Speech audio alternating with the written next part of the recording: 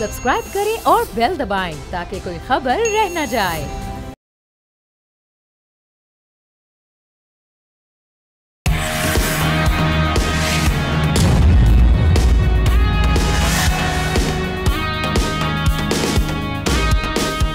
अस्सलामुअलैकुम नाजरीन, आप देख रहे हैं न्यूज़ पंच। मैं हूं आमना कटाना। आगाज़ में बात करेंगे पाकिस्तान भारत जो कशीदगी है उसके तनाजुर में इस वक्त क्या सिचुएशन बनी हुई है, क्या अपडेट्स हैं, वो आपके सामने रखते हैं।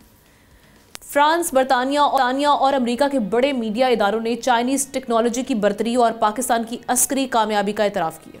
सब मान गए हैं कि ऑपरेशन बुनियाद मरसूस ने न सिर्फ फ़ज़ा बल्कि समंदर को भी महफूज बनाया है। वज़ीर आज़म शहबाज शरीफ ने बहरिया के खामोश किरदार को खिराज तहसीन पेश करने वो कराची पहुंचे हैं। दूसरी जानिब पाकिस्तान ने डोजियर जारी करके भारतीय जारहियत और झूठ को बेनकाब कर दिया। डोजियर में नाकाबिले तरदीद शवाहिद और सैटेलाइट तस्वीर के साथ भारतीय फॉल्स फ्लैग ऑपरेशन के सबूत पेश किए गए हैं। बौखलाए भारत ने हरियाणा में दर्जनों भारतीय शहरियों को पाकिस्तान के साथ ताल्लुक़ के इल्ज़ाम में गिरफ्तार कर लिए। कई यूट्यूबर्स इस वक्त ज़ेर हिरासत हैं। जबकि भारतीय प्रोपेगेंडे के खिलाफ वज़ीर आज़म ने बिलावल भुट्टो जरदारी की सरबराही में एक कमेटी तश्कील दी है जिसे सफारती महाज पर अहम टास्क सौंपा गया।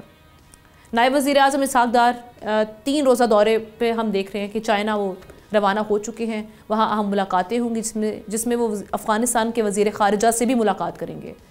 जबकि तर्जुमान पाक फ़ौज ने एक बार फिर दुश्मन को ख़बरदार किया कि भारत इजराइल है और ना ही पाकिस्तान फ़लस्तीन। अब हमला हुआ तो हमारा रद्दअमल तेज़ और बेरहमाना होगा। DGISPR का कहना है कि अगर पाकिस्तान का पानी रोका गया तो हमारे रद्दअमल के नताइज दिहाइयों तक महसूस किए जाएंगे। इसी हवाले से हम बात करते हैं, आगाज़ करते हैं अपनी डिस्कशन का। सीनियर एनालिस्ट एहतशामुल हक साहब और उनके साथ साथ farmer ambassador doctor Jameel Ahmad Khan साहब हमारे साथ मौजूद है। दोनों को हम वेलकम कहेंगे प्रोग्राम में। एहतशाम साहब, मैं आपसे आगाज़ कर रही हूँ। सारे मामलात हम सफारती महाज पर भी हम देख रहे हैं एक्टिव हो चुके हैं। दूसरी जानिब भी हम देख रहे हैं कि जो प्रोपेगेंडा करने के लिए शशि थरूर की क़यादत में वहाँ से भी 7 रुकनी वफ़द तैयार किया गया है जो कि मुख्तलिफ़ ममालिक में जाएगा और वहाँ पर पाकिस्तान के हवाले से बात करेगा, प्रोपेगेंडा करेगा। पहले भी हम देख रहे हैं, इन द पास्ट भी हो चुका है। FATF और फिर पाकिस्तान को क्रिकेट के मैदान वहाँ पर खाली करवाना, ये सारे मामला हमारे सामने हैं। लेकिन इस बार अल्हम्दुलिल्लाह हमने फुल तैयारी की है और सफारती महाज पर हम भी एक्टिव हो रहे हैं और वहीं पर हम चाइना का साथ भी देख रहे हैं। आज जो खबर मेरी नज़र से भी जो गुजरी, जिसने मुझे बड़ा खुश भी किया कि पाकिस्तान और चाइना मुत्तहिद होकर अब भारत का मुकाबला कर रहे हैं। मोहम्मद डैम पर काम तेज़ कर दिया गया है, ऐलान कर दिया गया है चाइनीज़ मीडिया की जानिब से भी। किस तरह से देख रहे हैं आप सारी सिचुएशन? हमने देखें 5 दिन की जंग हुई और जिसके बारे में कहा जा रहा है, हिंदुस्तान से जो खबरें आ रही हैं वो कहते हैं कि जंग से पहले हिंदुस्तान हार गया था। वो कहते हैं इलेक्ट्रोमैग्नेटिक वॉर जो थी, जो असल जंग होती है, उसमें जिस अंदाज से हिंदुस्तान की एयरफोर्स को शिकस्त हुई है, उसके कहते हैं जंग शुरू होने से पहले ही उनका काम तमाम हो गया था। और वहाँ से जो खबरें आ रही हैं वो बड़ी परेशान कुन है। देखिए $5.8 बिलियन का इमीडिएटली अपने दिफाई बजट में हिंदुस्तान ने इजाफा किया है, जो अब $85 बिलियन पहले ही है। और नया जब सेशन होगा पार्लियामेंट का ये अपना सर्दियों में, उस तक ये बजट बढ़ाने की बात की जाएगी। देखिए वहाँ से जो खबरें आ रही हैं हम ना उसको एंजॉय करने की ज़रूरत है। अब वो कहा जा रहा है कि न्यू नॉर्मल दुनिया में अब क्या है, इस रीजन के हवाले से कि बैलेंस ऑफ पावर रिस्टोर हो गया है। और आज की 3 बड़ी रिपोर्ट्स जिनका आपने भी जिक्र किया, वाशिंगटन पोस्ट, BBC और न्यूयॉर्क टाइम और जर्मन अखबार डर श्मिट, वही कहते हैं कि हिंदुस्तान को इतना बड़ा सेटबैक मिला है कि वो इतनी जल्दी वो संभल नहीं पाएगा। अब आप जो पूछ रही हैं हम ना, देखें ये गॉड सेंड अपॉर्चुनिटी है। अभी हमें हिंदुस्तान के प्रोपेगेंडे का एक मुअस्सर तरीके से, मुदल्लल तरीके से हमने उसका जवाब देना है और इसके लिए हमें एक नई सफारती हिकमत अमली की ज़रूरत है। अच्छा है कि प्लान किया गया चीज़ें। बिलावल भुट्टो जरदारी एक बड़ा वफ्द लेके जा रहे हैं। शशि थरूर अगर से कांग्रेस के हैं, क्या कहते हैं ये डिप्टी सेक्रेटरी जनरल भी यूनाइटेड नेशन के रहे हैं इंफॉर्मेशन के, और वो जा रहे हैं, बावजूद अपनी पार्टी उनको तनकीद का निशाना बना रही है, लेकिन कहते हैं मैं पहले भारतीय हूँ, उसके बाद मैं कुछ और हूँ। तो सवाल ये कि स्टेज पे अब क्या करने की ज़रूरत है। मेरे ख्याल में बहुत सारे चैलेंजेस हैं जिसमें आप डॉक्टर से भी बात करेंगे। मेरे ख्याल में देखने जो हमें एक अपॉर्चुनिटी मिली है, इसको हमने कैश जिस अंदाज से आमना कराना है। देखें अब सारी दुनिया कह रही है कि इस वक्त भारत, इजराइल और तालिबान है और उनके अंदर से आवाज़ें आ रही हैं कि आज पाकिस्तान के साथ चाइना भी खड़ा है। जिस अंदाज से डायरेक्टली इंडायरेक्टली अमेरिका ने सपोर्ट किया है, वो बात कर रहे हैं तिजारत बंद कर देंगे, आप बात करें, इसी तरह बाकी दुनिया कह रही है। तो मेरा ख्याल है हिंदुस्तान के मौक़िफ़ की इतनी बुरे तरीके से पिटाई हुई है। और जयशंकर साहब जो वज़ीर ख़ारजा हैं, ہندوستان کے ان کی مخالفت اتنی شروع ہو گئی ہے کہ ان کو تھریٹ مل رہے ہیں اور مانگ رہے ہیں بلٹ پروف گاڑی مانگ رہے ہیں. تو دیکھا جائے تو ان کی پارلیمنٹ کے اندر سیاسی جماعتوں کے اندر جو بھوچال آیا ہوا ہے اب ان کو سمجھ نہیں آ رہی. کبھی وہ کہتے ہیں جی دوبارہ سے کوئی فالس فلیگ آپریشن کرائیں گے, کبھی کہتے ہیں جی ہم بدلہ لینے کی کوشش کریں گے. لیکن اس وقت جس طریقے سے آئسولیشن آمنا بڑی حد تک ان کی ہوئی ہے, جو ہمیں آئسولیٹ کرنے کی بات کر رہے تھے اب 2019 کو رپیٹ کرنا تھا, 2025 سے بالکل الٹ ہو گیا. اچھی بات ہے آمنا کہ اس وقت the world is listening to us. دنیا چاہ رہی ہے کہ پاکستان کا نقطہ نظر سمجھا جائے, سنا جائے. تو میرا خیال ہے اس سے پہلے لوگوں نے پہلے ہی سوچ رکھا تھا. جب بات ہوتی تھی وہ دنیا کہتی تھی آپ تو دہشت گردی میں انوالو ہے. اب یہ ہندوستان کا بلف کال ہو گیا, ہندوستان برے طریقے سے ایکسپوز ہو گیا. ابھی دیکھیں ہم تو روز باتیں کرتے ہیں ہم نا, لیکن اصل بات ہے کہ انٹرنیشنل میڈیا کیا کہہ رہا ہے, انٹرنیشنل ایکسپرٹ کیا کہہ رہے ہیں, بڑے بڑے ڈیفنس کے ادارے چاہے وہ تھنک ٹینک ہو, امریکہ کے ہوں, سویڈن کا ادارہ ہو, اسی طرح سے برطانیہ کے ادارہ ہو, وہ کیا کہہ رہے ہیں. ایک طرف وہ کہہ رہے ہیں پاکستان نے بڑے مؤثر انداز میں اپنے سے 10 گنا بڑے جس کو کہتے ہیں اپنا دشمن کو شکست دی, اور دوسری طرف سفارتی محاذ پہ بڑا کامیابی سے اپنا نقطہ نظر پیش کیا. اب بات ہے آمنا ایونچولی جو بات ہوگی کہ ہم نے کشمیر کے بارے میں اور یہ دہشت گردی کے بارے میں جو ہمارے بارے میں کہا جا رہا ہے, اب ہم دنیا کو بتائیں گے کہ دہشت گردی خود کرواتے ہیں. آپ نے دیکھا کہ 90 لاکھ لوگوں کو ایلینیٹ جس طرح کیا, کشمیریوں کو مارا جا رہا ہے, پکڑا جا رہا ہے, گرفتار کیا جا رہا ہے, نی جرک ریئیکشن ہے. جی ہاں, اس کو روکنے کے لیے میرا خیال ہے ہماری حکمت عملی بڑی شاندار ہے. صرف کشمیریوں کا نہیں, ان کے اپنے بھی لوگ جو اس حوالے سے یوٹیوب پہ ولاگنگ کر رہے ہیں یا کچھ لکھ رہے ہیں, ان کو بھی گرفتار کیا جا رہا ہے. ڈاکٹر صاحب آپ کی جانب آتی ہوں. اب اصل جو ہماری جنگ ہے, اصل امتحان ہے سفارتی محاذ پر. although ہم ابھی تک الحمدللہ ہمیں کامیابی بھی رہی ہے, سرخرو رہے ہیں اس پہ, لیکن جو ہم دیکھ رہے ہیں وہاں سے بھی معاملات تیز کر دیے گئے ہیں. جیسے کہ آج کی خبر ہے کہ احسان اللہ احسان جو کہ فتنۃ الخوارج کے سابق ترجمان رہے ہیں, ان کے تھرو انڈیا نے را نے فنڈنگ کر کے ایک آرٹیکل دی گارڈین میں چھپوایا. دی گارڈین بھی ہم بہت اچھے سے جانتے ہیں کہ ایجنسی جو ہے را وہ اس کو مالی معاونت دیتی رہی, فراہم کرتی رہی ہے. تو وہاں پہ ایک آرٹیکل چھپوایا جس میں اس آرٹیکل میں احسان اللہ احسان نے موقف یہ اختیار کیا کہ اب 2 پلان کیے جا رہے ہیں مقبوضہ انڈیا سائڈ کی جو کشمیر ہے اس پر حملے پاکستان کی جانب سے. ایک تو ہم دیکھ رہے ہیں سفارتی محاذ پر اب ہماری دونوں سائڈز کی جو جنگ ہے کتنا بڑا امتحان دیکھ رہے ہیں, اور دوسری جانب پاکستان تو ایویڈنسز کے ساتھ ڈوزیر بھی تیار کر چکا ہے, اور دوسری جانب کوئی ایویڈنسز ابھی تک نہیں ہے, شواہد. لیکن وہاں کی پوزیشن اگر دیکھا جائے اکانومی کے لحاظ سے تو وہ بڑی سٹرونگ رہی ہے. اب دنیا کس طرح سے اس پہ ریاکٹ کرے گی؟ اس کی ایڈوکیسی جو ہے وہی اب اس میں مضمر ہے ہماری کامیابی. دراصل آپ جب وکیل کو سارا مواد دے دیں, اچھے سے اچھا مواد دے دیں, اگر وہ کورٹ کے سامنے اس کو پریزنٹ نہ کر سکے تو وہ سارے کا سارا مواد اتنا مفید نہیں رہتا ہے. آپ اسی چیز کو لے لیں دنیا کے لحاظ سے. ہمارے پاس ڈوسیئر ہے, ہمارے پاس تو 151 صفحے کا ڈوسیئر آج سے 6 سال پہلے بھی ہم جمع کرا چکے ہیں اقوام متحدہ میں. تمام باتیں اس میں تھیں ماں سوائے جو بھی نئی ڈیولپمنٹ ہوئی ہے. اس کے بعد کیا ہوا یہ سوال تو بنتا ہے. تو لہٰذا اب جو اتنا سنہری موقع اور ایک ایڈوانٹیج ہمیں مل گیا ہے قدرت کی طرف سے اور ہماری عسکری قوت کی طرف سے, جو ہمیں ایک وقار ہمارے ناموس و تکریم ہمارا بڑھا ہے دنیا میں, اور دنیا نے دیکھ لیا ہے کہ عددی اعتبار سے اگر انڈیا کی آرمی چاہے وہ زیادہ ہی صحیح, انڈیا میں 636 جہاز, پاکستان کے 300 کوئی 12-13 جہاز, لیکن اس کے باوجود جس انداز میں پاکستان نے اپنا عسکری قوت کا مظاہرہ کیا, ایئر فورس میں, آرمی میں, بحریہ بھی تیار رہی کہ وہ آگے تک نہیں آ سکا ان کا بحری جہاز. تو یہ تمام چیزیں دنیا دیکھتی ہے اور پھر چیزوں کو دوبارہ ری ٹیون کرتی ہے اپنے فارن پالیسی کو. تو اب انہوں نے دیکھ لیا کہ پاکستان وہ ترنے والا نہیں ہے کہ اس کو انڈیا جب چاہے نگل جائے. انڈیا نے یہی تاثر دیا ہوا تھا کہ انڈیا بہت مضبوط ملک ہو گیا ہے اور باقی پاکستان جیسے ملکوں کو وہ کسی خاطر میں نہیں لاتا. اب برابری کی بنیاد پر چیزیں ہونے لگی ہیں. میں آ جاتا ہوں احسان اللہ احسان کے معاملے پر بھی. تو ابھی ہمارا سلسلہ یہ ہے کہ ڈوسیئر 151 صفحوں کا جو ہم نے دیا اس سے ہٹ کر ہم نے ایک پورا پیکیج تیار کرنا ہوگا. یہ اچھی بات ہے بلاول کو انہوں نے رکھ لیا ٹیم لیڈر, اس کی کم از کم پریزنٹیشن بڑی اچھی ہے. ششی تھرور, میں جب یو این او میں تھا تو میں نے بہت قریب سے اس کے کام کو دیکھا ہے. میں یو این او میں 9.5 سال جب رہا تو ششی تھرور بھی وہیں تھے, تو مجھے معلوم ہے کہ ان کی ڈیپتھ, ان کی نالج یقیناً بہت زیادہ ہے, اس میں کوئی شک نہیں. وہ کانگریس کے ہی صحیح لیکن ان کی پریزنٹیشن بھی بلاول پریزنٹیشن میں میچ کر جائے گا. بلاول کے ساتھ ہمیں چاہیے کہ ایسے ذہن بھیجنے چاہیے جو اس کو اس لحاظ سے تیار، کیونکہ دنیا اب تقابلی جائزہ کرنا شروع کرے گی، جہاں جہاں ششی تھرور یا جہاں جہاں بلاول جائیں گے وہاں وہاں دوسری ٹیم بھی جائے گی، تو ہمیں بالکل ایک مارک چھوڑنا چاہیے وہاں.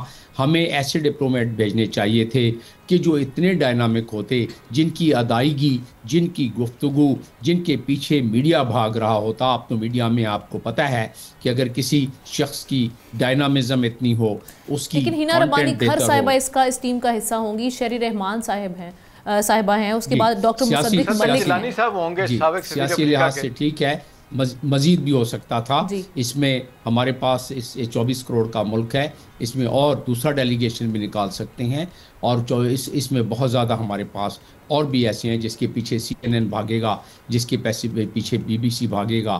تو یہ تمام چیزیں بھی ہو سکتی تھیں اور آئندہ کی جائیں گی. میں سمجھتا ہوں کہ آئندہ ہوں گی اس معاملے میں. بلاول کی ادائیگی کو میں جانتا ہوں، جب 21 برس کے تھے تو میں نے ان کی پہلی زندگی کی میٹنگ UAE میں جب میں سفیر تھا تو UK کے فارن منسٹر کے ساتھ کرائی تھی. 17 پوائنٹ لکھ کے دیے تھے، بہت خوبصورتی سے انہوں نے پیش کیا، یہ درست ہے.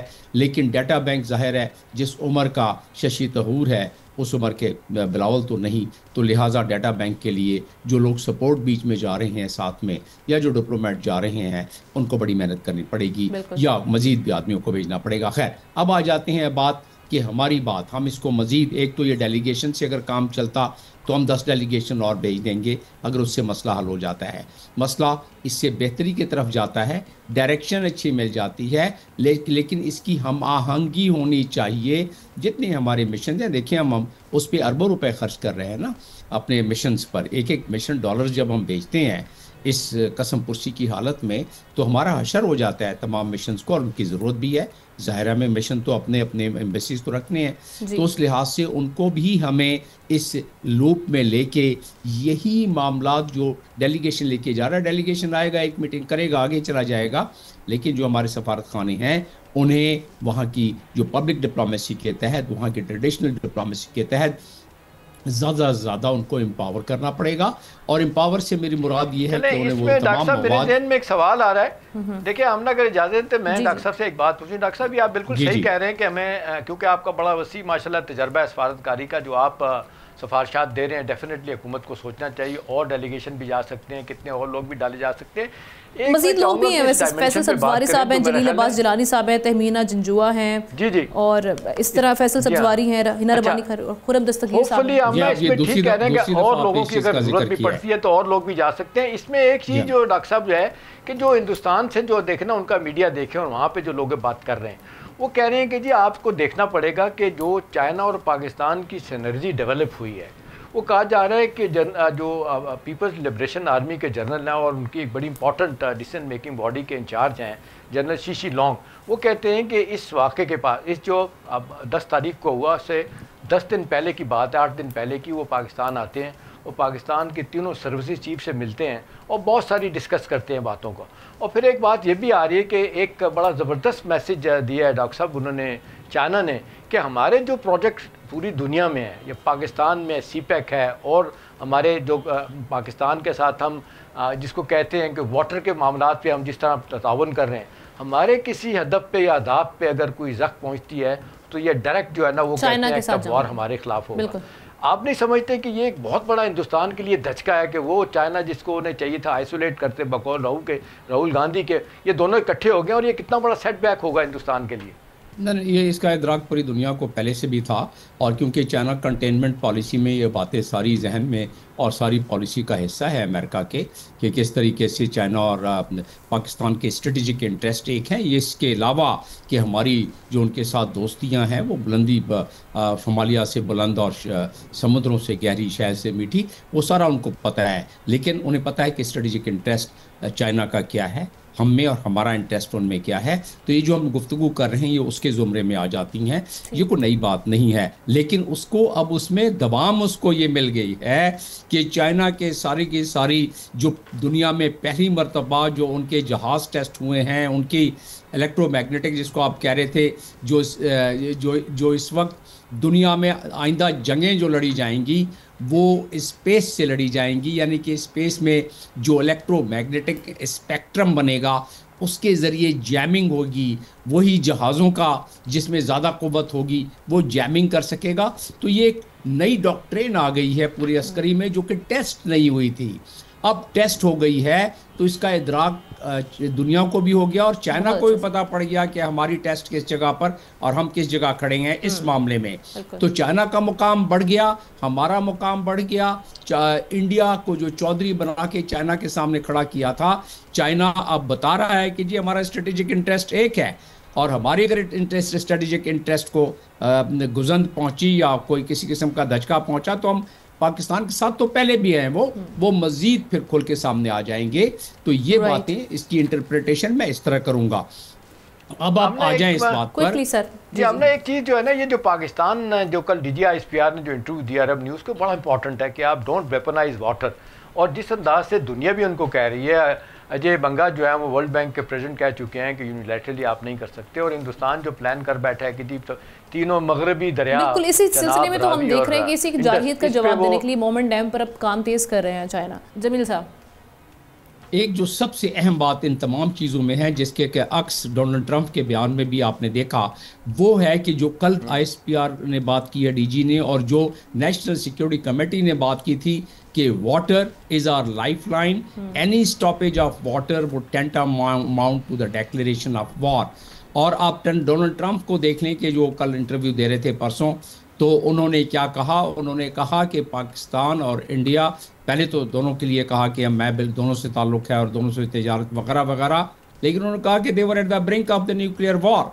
ये करने के बाद अब इस बयान को आप ज़रा देख लीजिए कि कल जो DGISPR ने दिया है कि हम ऐसा जवाब देंगे कि आप उसको जनरेशन, नस्ल दर नस्ल उसको याद करेगी। इसको ज़रा इंटरप्रेट करके देखें। दुनिया सहमी हुई है, दुनिया जानती है कि और एक और डॉक्टर साहब इसमें एक डायमेंशन है, आपने ट्रंप साहब का जिक्र किया और इजराइल का जिक्र किया। देखें इजराइल के लिए उन्होंने अहमद शरा जो सदर हैं शाम के, उन्होंने मुलाकात की अपना प्रेसिडेंट ट्रंप से सऊदी अरब में, तो उन्होंने कहा इज ए टफ गाय, बड़ी उसकी तारीफ की और बड़ी तकलीफ है इजराइल को। वो कह रहे हैं वो तो जिहादिस्ट हैं, तो वो एक कहते हैं बड़ा स्ट्रॉन्ग मैसेज दिया प्रेसिडेंट ट्रंप ने, एक तो कि मिडल ईस्ट का दौरा करके ना जाना इजराइल, और दूसरा शाम के सदर को तारीफ करना, और इजराइल को एक मैसेज है कि जो तुम शाम को बनाना चाहते थे वो नहीं बनने देंगे हम। ठीक है, एक शक नहीं, इसमें मेरा मौक़िफ़ थोड़ा सा मैं अपने ऐड करना चाहूँगा कि इसमें देखें दरअसल गेम क्या है कि सीरिया में एक ऐसा आदमी, ठीक है सीरिया के लिए फ़ायदा मंद है तो हमारी खुशी है, एक ऐसा आदमी जिस पर कि 1 मिलियन की वो थी इनाम था, जिसको अरेस्ट करने पर और मारने पर उसको, क्योंकि थोड़ी सी हिस्ट्री मुझे मालूम है फर्स्ट एड इन्फॉर्मेशन जब मैं UAE में था, तो उस पर देखा जाए तो जिस तरीके से अब खड़ा किया है, बेसिकली वो एक्सेस ऑफ रेजिस्टेंस को हमेशा ख़त्म करने के लिए किया है, ईरान के मामले को, और इजराइल के तसल्लुत को मजीद बढ़ाने के लिए किया गया है। इसमें बहुत सारे आर्गूमेंट है। शाम साहब कोई वक्त हो तो मुझे बता दीजिए कि कोई अगले प्रोग्राम में, या वैसे नाजरीन को भी बहुत ज़्यादा आ गई हो, हम डिस्कस करेंगे। Thank you so much doctor साहब, आपने इस पर बड़ा अहम तजिया है, तो शाम साहब ने भी पेश किया। ब्रेक लेते हैं, आपका शुक्रिया अदा करेंगे। तो शाम साहब ब्रेक के बाद वापस आएंगे। तो अफ़गानिस्तान और इंडिया किस इस वक्त समत में चल रहा है, क्योंकि पाकिस्तान इशू जब हुआ पाकिस्तान और इंडिया का, उस दौरान हम देख रहे थे खुफिया मुलाकातें चल रही थी, तो उस सिलसिले में क्या अपडेट्स हैं उस पर हम डिस्कशन करेंगे।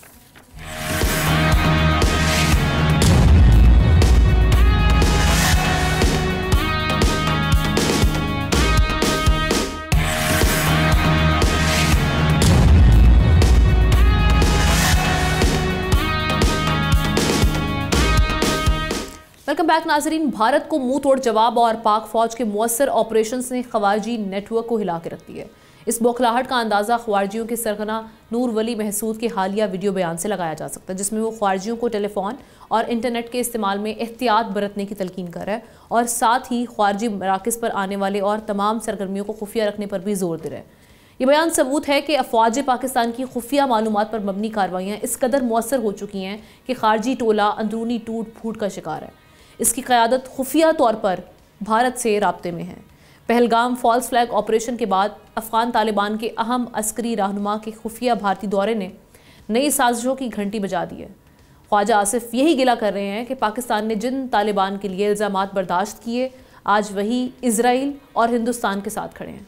अब इस खुफिया दौरे के क्या मकासद हो सकते हैं, और क्या ये खुफिया मुलाकात नई खुफिया जंग का आगाज़ हो सकती है? सीनियर एनालिस्ट ज़ाहिर शाह शराजी साहब ने भी हमें ज्वाइन कर लिया शाम साहब के साथ। आपको वेलकम कहेंगे शाह साहब। ایک تو بہت سارے ہم دیکھ رہے ہیں کہ اس ساری سچویشن میں پیش رفت ہوئی ہے انڈیا اور افغانستان کے روابط میں، وہ یہ کہ جب پاکستان اور انڈیا کلیش چل رہا تھا پہلگام آپریشن کے بعد، اس کے بعد ہم نے دیکھا کہ وہاں کے جو نائب وزیر داخلہ ہیں عبوری حکومت کے طالبان کے ابراہیم صدر، انہوں نے خفیہ طور پہ ایک دورہ کیا. اب وہاں سے پھر اس ملاقات کے بعد ہم دیکھ رہے ہیں امیر خان متقی سے بھی جے شنکر کا رابطہ ہوا ہے گزشتہ ہفتے، اور انڈیا نے رواں مالی سال میں جو افغانستان کی امداد کے لیے اپنا بجٹ بھی بڑھا دیا، 100 کروڑ روپے تک کر دیا. یہ جو ایک نیکسس بن رہا ہے جو ہم شروع سے کہتے رہے ہیں، دنیا کو بھی بتاتے رہے ہیں کہ افغانستان سوئل استعمال ہو رہی ہے، افغانستان انڈیا کے ساتھ ایک نیکسس بن رہا ہے اور پاکستان میں دہشت گردی کروا رہا ہے. اب اس کے شواہد تو اب ہمیں کھلے عام مل رہے ہیں، کس طرح سے ان کا قبلہ درست ہوگا؟ بہت بہت شکریہ آمنہ. میرے خیال میں جو سب سے امپورٹنٹ ڈیولپمنٹ ہے وہ ابراہیم صدر کا اپریل 22 کا دورہ ہے جب پہلگام کا واقعہ ہوا.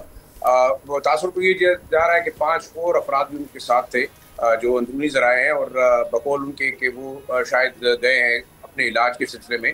لیکن اس وقت دیکھیں ایک ٹیکنیکل چیز ہوئی ہے کہ جو بھارتی فارن منسٹر ہیں جے شنکر، انہوں نے امیر متقی کو کال کی اور باقاعدہ یہ تمام چیزیں ڈسکس کی.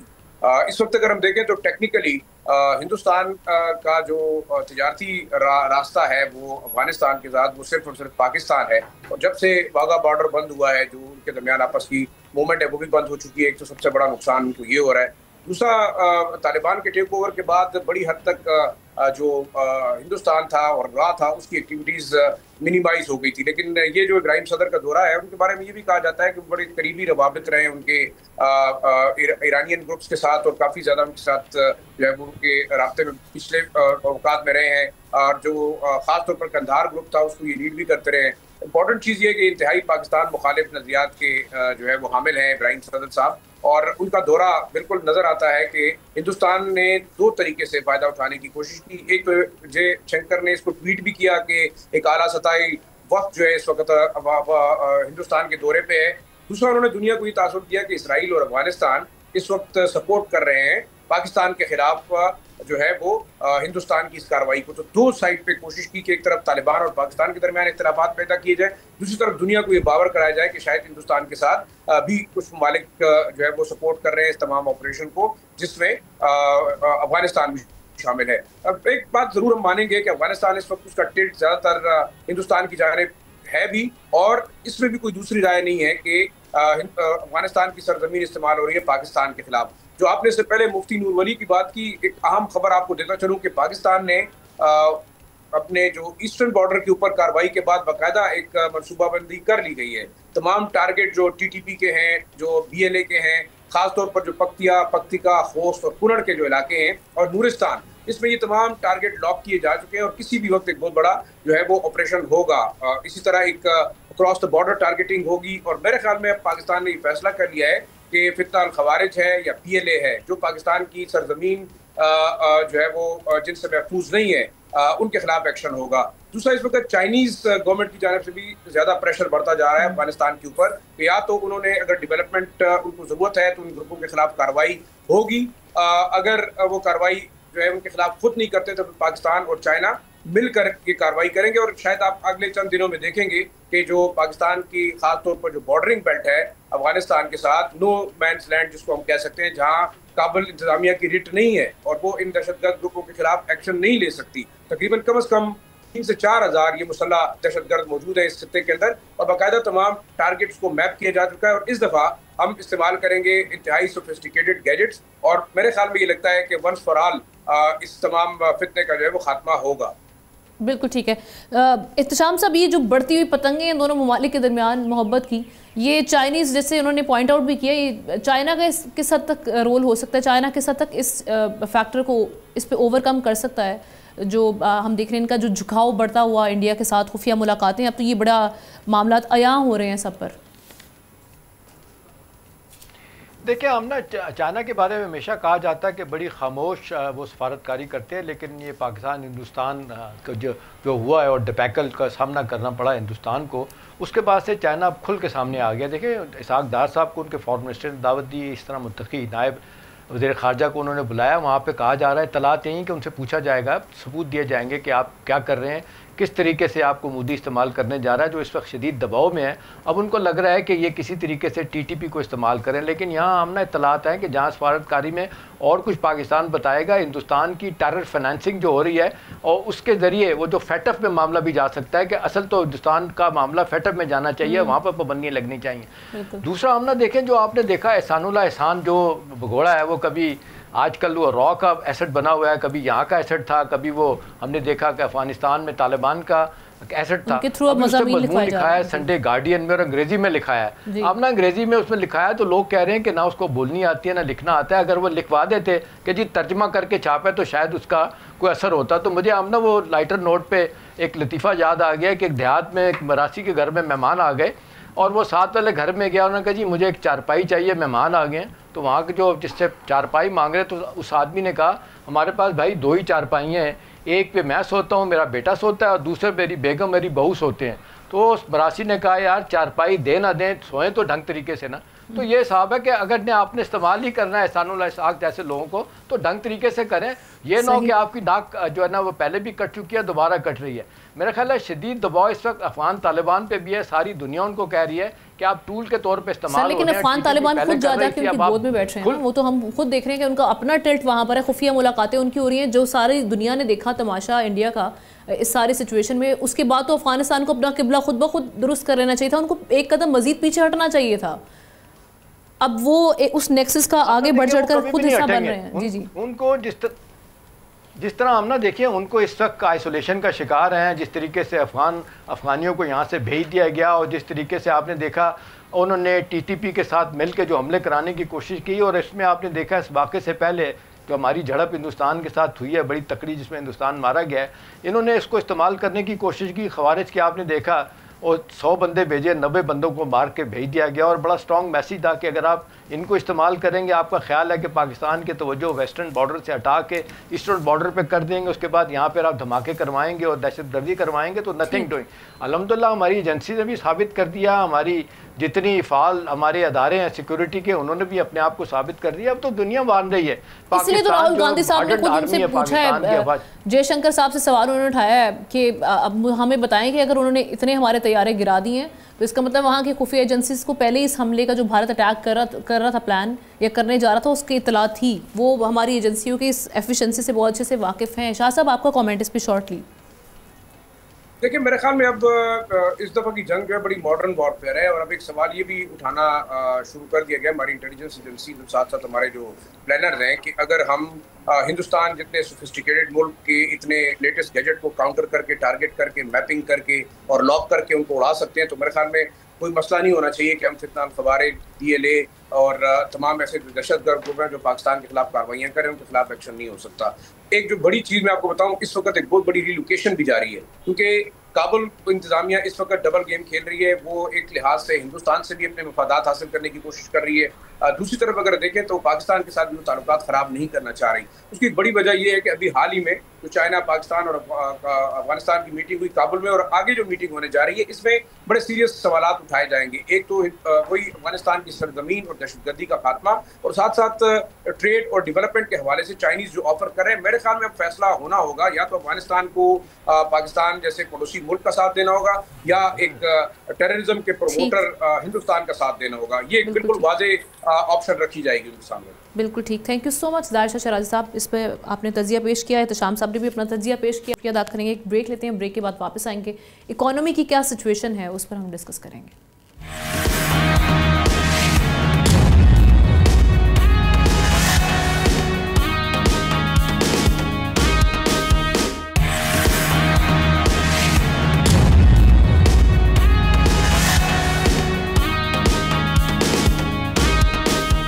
ویلکم بیک ناظرین. بات کرتے ہیں کچھ اکانومی کی صورتحال کے حوالے سے. IMF نے پاکستان کے لیے $7 ارب کے نئے پروگرام کے تحت 11 سخت نئی شرائط عائد کر دی ہیں. ادارے نے خبردار کیا کہ پاکستان اور بھارت کے درمیان کشیدگی اصلاحاتی ایجنڈے اور مالیاتی اہداف کو متاثر کر سکتی ہیں. فائنینسنگ کی تفصیلات کے مطابق آئندہ مالی سال میں پاکستان کو $17 ارب دستیاب ہوں گے، جبکہ $2.4 بلین کا مالی خلا یعنی فسکل سپیس موجود رہے گا. سعودی عرب سے تیل کی سہولت، پانڈا بانڈز اور دوست ممالک کے رول اوورز اہم ذرائع ہوں گے. امریکی ٹیرف کے باعث برآمدات اور GDP کو نقصان پہنچنے کا خدشہ ظاہر کیا گیا ہے۔ IMF نے عالمی غیر یقینی صورتحال اور پہلی شش ماہی کی سست روی کو مد نظر رکھتے ہوئے پاکستان کی GDP گروتھ 3.2 سے کم کر کے 2.6% کر دی ہے۔ بجٹ پر مذاکرات کے لیے IMF کا وفد پاکستان میں موجود ہے جو 22 مئی تک یہاں پر قیام کرے گا۔ اب سوال یہ کہ IMF کی جو نئی شرائط ہیں ان سے ایک عام آدمی کی زندگی پر کس حد تک اثر پڑ سکتا ہے۔ اکانومی ایکسپرٹ ہارون شریف صاحب نے جوائن کیا۔ تھینک یو سو مچ ہارون صاحب وقت نکالنے کے لیے۔ ابھی جو 11 ہم دیکھ رہے ہیں نیو اسٹرکچرل بینچ مارکس ہیں پاکستان کے لیے جو سیٹ کیے گئے ہیں IMF کی جانب سے، آپ کتنے چیلنجنگ یہ سمجھ رہے ہیں اور آنے والا وقت جو ہے ان کو میٹ کرنا خاص طور پہ کیونکہ جو ہمارے سرکمسٹانسز رہے ہیں پہلے جو معاملات رہے ہیں ان کو دیکھتے ہوئے، اور اس کا عوام پر کس حد تک اثر پڑے گا؟ یہ مشکل وقت جو چل رہا ہے وہ چلتا رہے گا۔ دیکھیے IMF کا جب 6 ماہ کا ریویو آتا ہے مشن، تو وہ پھر معیشت کے پچھلے 6 ماہ کو اسٹڈی کرتے ہیں اور اس کی بیس پر جو ان کی کور کچھ چیزیں ہیں کہ ٹیکس ریونیو آئے گا یا نہیں آئے گا، ٹارگیٹس جو ہیں گروتھ کے میٹ ہو پائیں گے یا نہیں ہو پائیں گے، تو وہ اس کے اوپر ڈسکشنز ہوتی ہے۔ اس کے علاوہ ان کے اس وقت جو میجر ایشوز ہیں ٹیکس میں کہ زرعی ٹیکس لگ پائے گا یا نہیں لگ پائے گا، ٹریڈرز جو ہیں ایکسپینشن آف نیٹ میں آئیں گے، اسی طرح انہوں نے کچھ نئی چیزیں بینکوں کے اوپر کچھ تحفظ کا اظہار کیا ہے کہ ان کی آپ فائنینشیل اسٹرینتھ کیجئے جہاں تھوڑی سٹرگل ہے، بٹ پاکستان نے کوئی آدھے ٹارگٹس تو میٹ کیے ہوئے ہیں۔ آپ کا اسپیسیفک جو سوال ہے، دیکھیے یہ ایک جو شرح گروتھ کا گرنا ہے بیسڈ آن ٹارگٹ کو نہیں میٹ کرنا، اس کا مطلب ہے کہ لوگوں کے لیے باعزت روزگار کی اپرچونٹیز کم رہیں گی، تو لوگوں کے اوپر پریشر رہے گا اگلے سال میں نظر آ رہا ہے۔ یہ جتنی آپ فائنینشیل فلوز کی IMF بات کر رہا ہے یہ موسٹلی قرض سے ریلیٹڈ ہے۔ پینڈا بانڈ کیا ہے؟ وہ ایک قرض ہے جو ڈالر بیس نہیں ہے۔ اسی طرح جو ہمارے رول اوورز ہیں وہ ایک قرض ہیں، جو آئل فیسلٹی ہے وہ بھی قرض ہے۔ اصل چیز جو لوگوں کا فائدہ تب ہوگا، اکانومی قرض پہ نہیں بڑھتی، اکانومی انویسٹمنٹ پہ بڑھتی ہے۔ جب ہمارا جو انڈسٹریل بیس، ایگریکلچر بیس انویسٹمنٹ سے ایکسپینڈ ہوگا تو لوگوں کے حالات بہتر ہوں گے۔ ابھی اگلا سال ایسا ہی دکھائی دیتا ہے جیسا پچھلا گزرا۔ اور ایک اور چیز کی جس میں ہم کہہ رہے ہیں کہ جو اب اگلا ایک ٹارگٹ سیٹ کرنے کو کہا جا رہا ہے ٹیکس کے حوالے سے، وہ 14.3 ٹریلین ٹیکس، کیسے پہلے ہم دیکھ رہے ہیں کہ اتنا شارٹ فال ہے، اور جو ہم دیکھ رہے ہیں سیلریڈ طبقہ بھی پس رہا ہے، عام عوام بھی ہم دیکھ رہے ہیں وہ اس سے متاثر ہو رہی ہے، تو مزید جب ٹیکسز عائد کیے جائیں گے تو کافی ہم دیکھ رہے ہیں کہ ریلیف والا تو کوئی چانس نہیں ہے۔ پھر عوام جو دیکھ رہی تھی کہ جی اگر ہم درست ٹریک میں چل رہے ہیں تو پھر ہمارے لیے کچھ ریلیف ہوگا، جی دیکھیے پھر امید نہیں ہونی چاہیے۔ ٹیکس کا بیس ہے، وہاں سب سے زیادہ ٹیکس جو ہے وہ سیلریڈ اور انڈسٹریل سیکٹر سے آتا ہے۔ اب سوال، اگر آپ نے 14 کچھ ٹریلین کلیکٹ کرنا ہے جو کہ پرانے سے کوئی 20% زیادہ ہے، تو اس کے لیے کوئی اور چارہ تو ہے نہیں۔ ایک تو یہ ہے کہ آپ ٹیکس کی چوری کو روکیں، لیکن دوسرا یہ ہے کہ آپ ٹیکس نیٹ کو، وہ جو IMF کہہ رہا ہے، آپ ٹریڈرز کو، ریل اسٹیٹ والوں کو، ایگریکلچر کو ایکسپینڈ کر دیجیے۔ اب جو میں اس بجٹ کی تجاویز دیکھ رہا تھا، ایگریکلچر سیکٹر کے اوپر تو کچھ وہ دینا چاہ رہے ہیں، ایگریکلچر کہہ رہا ہوں، ریل اسٹیٹ پہ چھوٹ لوگوں کو ایکسائز ڈیوٹی کی اور کیپٹل گین ٹیکس کی، تاکہ اس میں کچھ خرید و فروخت شروع ہو۔ تو آپ کے سوال کا جواب یہ ہے کہ دو ہی طریقے ہیں، یا تو اکانومی کی گروتھ بڑھ جائے، انویسٹمنٹ آئے، زیادہ کمائی کریں، ویلتھ کریٹ ہو اور ٹیکس آئے۔ اگر وہ نہیں آتا تو جو طبقات کو ہم بہت سالوں سے پروٹیکٹ کر رہے ہیں، اب وقت آ گیا کہ آپ ان کو ٹیکس میں لائیں۔ اگر ایگزسٹنگ کو دیں گے تو اب ایگزسٹنگ کے اندر مزید پے کرنے کی گنجائش نہیں ہے۔ اچھا، ایک اور چیز، ابھی جو اس فرسٹ اسیسمنٹ جو میں ریویو دیکھ رہی تھی IMF کا، اس میں ایک چیز مینشن کی گئی ہے کہ امریکی ٹیرف کے باعث ایکسپورٹس اور GDP کو نقصان پہنچنے کا خدشہ ظاہر کیا گیا۔ اب جو صدر ٹرمپ کا یہ جو حالیہ ابھی ساری سچویشن بنی پاکستان انڈیا، ٹینشن اس میں ان کا میڈلنگ کرنا امریکہ کا، اور ساتھ میں تجارت کے حوالے سے بات کرنا، تو کچھ معاملات ہو سکتے ہیں آگے چل کے کہ امریکہ اس حوالے سے کوئی ریلیف دے دے ٹیرف پر؟ کچھ ایسے امکانات پائے جا رہے ہیں؟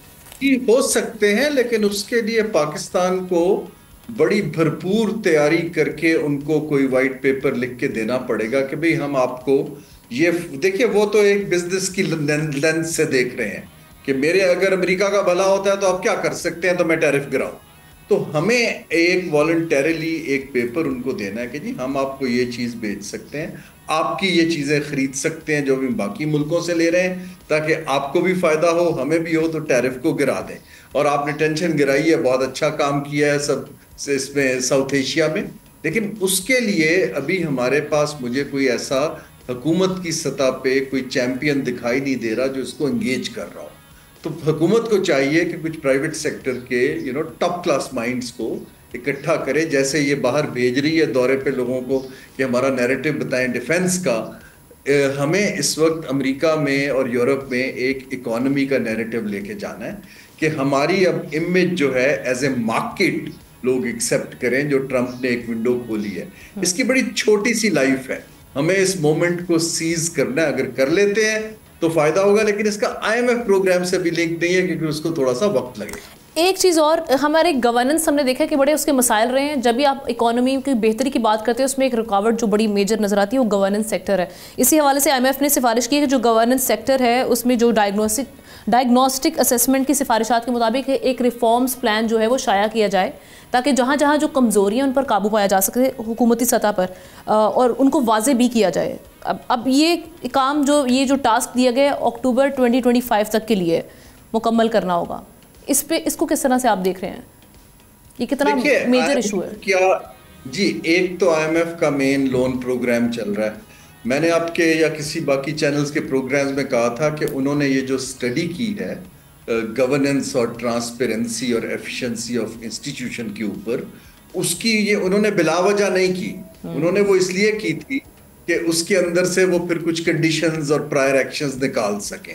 تھینک یو سو مچ ہارون شریف صاحب, بڑا اہم تنظیم پر پیش کیا اکانومی کی صورتحال کے حوالے سے. اس کے ساتھ ہی ناظرین ہمارے پروگرام کا وقت ختم ہوا چاہتا ہے. آپ سے انشاءاللہ کل ملاقات کرتے ہیں. اللہ حافظ.